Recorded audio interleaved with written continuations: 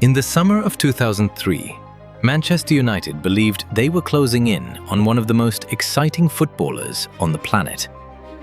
Ronaldinho was 23 years old, already a World Cup winner with Brazil, and capable of doing things with a football that seemed to belong in a different sport. Sir Alex Ferguson wanted him. United were negotiating with Paris Saint-Germain, and Ronaldinho would later claim that only a few details remained before the move was complete. He said he was approximately 48 hours away from becoming a Manchester United player. Then his phone rang. The caller was Sandro Rosell, a key figure in Joan Laporta's campaign to become Barcelona president. Rosell was not calling simply to ask Ronaldinho whether he liked the idea of playing in Spain. He was calling to remind him of a promise. That conversation changed Ronaldinho's decision. It also changed the direction of Manchester United, Barcelona, and European football. So how did one private phone call pull Ronaldinho away from Old Trafford when the transfer appeared so close? To understand that moment, we must return to a summer when Manchester United were trying to replace David Beckham. Barcelona were desperate to rebuild, and two European giants were searching for the same kind of superstar. This is Football Power Files, the stories behind football's biggest deals, rivalries, and power moves. Today, we examine the secret phone call that stole Ronaldinho from Manchester United. Manchester United entered the summer of 2003 as Premier League champions. But the club was preparing for a major change. David Beckham had left for Real Madrid after his relationship with Ferguson reached its final stage. United were losing much more than an accurate passer or set-piece specialist. Beckham had become one of the most recognizable athletes in the world. He represented creativity on the pitch, glamour away from it, and enormous commercial influence across the globe. Replacing his position was one challenge. Replacing his electricity was another. Ronaldinho appeared to offer everything United needed. He could operate behind a striker, drift from the wing, beat defenders, and create goals from positions that looked harmless. His football carried personality. He played with a smile, but underneath the joy was an elite competitor, capable of deciding the biggest matches. He had already announced himself internationally during Brazil's victorious 2002 World Cup campaign. His long-range free kick against England had eliminated a team filled with Manchester United players and placed his name in front of a global audience. At Paris Saint-Germain, however, Ronaldinho's relationship with the club had become unsettled. His talent was obvious, but PSG were not competing at the level his ability demanded. A transfer felt inevitable. Manchester United offered a proven manager, domestic success, and the possibility of becoming the next global face of Old Trafford. From the outside, the move made perfect sense. But United were not the only club searching for a new symbol. Barcelona entered that summer in a very different position. The club had endured years of disappointment, instability, and declining confidence. They had not won La Liga since 1999. Real Madrid were collecting stars and trophies, while Barcelona appeared uncertain about what kind of club they wanted to become. Joan Laporta was campaigning to become president with a promise to restore ambition. His team needed more than an administrative plan. They needed a signing powerful enough to convince supporters that a new era had truly begun. Their original dream was David Beckham. Laporta's campaign publicly linked itself to the possibility of bringing Beckham to Barcelona. Sandro Rosell, one of the most influential members of the group, used his football connections to explore the move. But Beckham chose Real Madrid. For Barcelona, the rejection was humiliating. Their greatest domestic rival had taken the very player Laporta's campaign hoped would announce its arrival. They needed another superstar. And quickly. Rosell already had a relationship with Ronaldinho. Before the transfer race reached its decisive stage, he reportedly asked the Brazilian a simple but important question. If Laporta won the election, would Ronaldinho join Barcelona? Ronaldinho said yes. At the time, it may have sounded like an informal promise between two people discussing a possible future. But when Barcelona's presidential race moved toward its conclusion, that promise became real. Manchester United were negotiating with a club. Rosell had been building a relationship with the player. While Barcelona were fighting their election battle, Manchester United were working through the transfer. Ferguson wanted Ronaldinho, and United entered serious negotiations with Paris Saint-Germain. Reports from the period described talks over the fee, personal terms, and the structure of the agreement. The deal was not simple. PSG understood that several major clubs wanted their player and attempted to maximize his value. United wanted Ronaldinho, but they did not want to pay any amount demanded without negotiation. The two clubs moved closer, then disagreed, then continued talking. Ronaldinho later described the move as almost complete. According to his account, only details remained, and he expected to become a Manchester United player. He had even discussed the possibility with his Brazilian teammate Kleberson, who would eventually sign for United that same summer. This does not mean a contract had been signed. It does not mean PSG had fully accepted every condition. Transfers can appear close while still containing difficult financial and legal obstacles. But this was not a rumor created years later to make the story sound dramatic. Manchester United were genuinely trying to sign Ronaldinho. The player genuinely believed the move was close. Then, Barcelona's election changed the atmosphere. Laporta's campaign won. Barcelona now had a new president, a new leadership group, and a desperate need for a marquee signing. Rosell called Ronaldinho. He told him that their campaign had succeeded.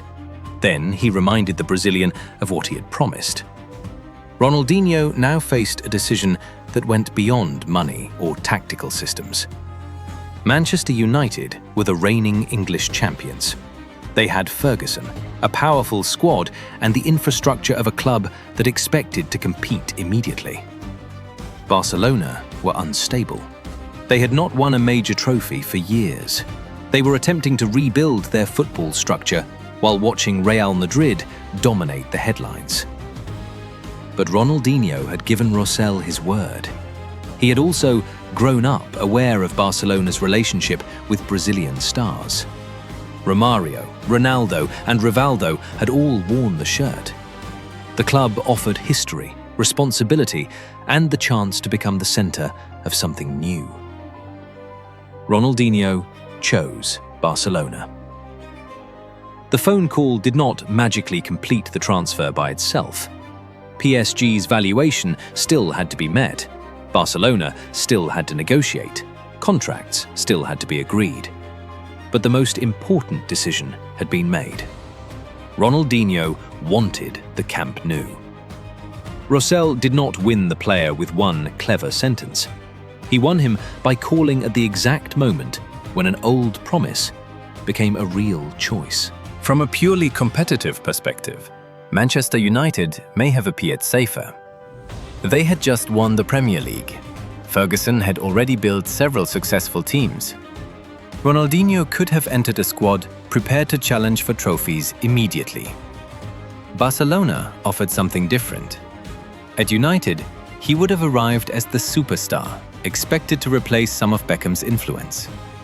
At Barcelona, he could become the face of the club's resurrection. That distinction mattered. Footballers do not always choose the strongest team available at that exact moment. Sometimes they choose the club where their importance feels greatest. Sometimes personal trust matters more than the league table.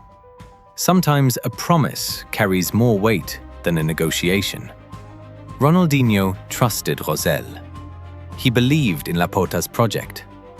He could also see that Barcelona were prepared to shape their new identity around him. Manchester United offered him a place inside a winning machine. Barcelona offered him the chance to become the reason a sleeping giant woke up. The gamble worked. Ronaldinho did not simply improve Barcelona's attack.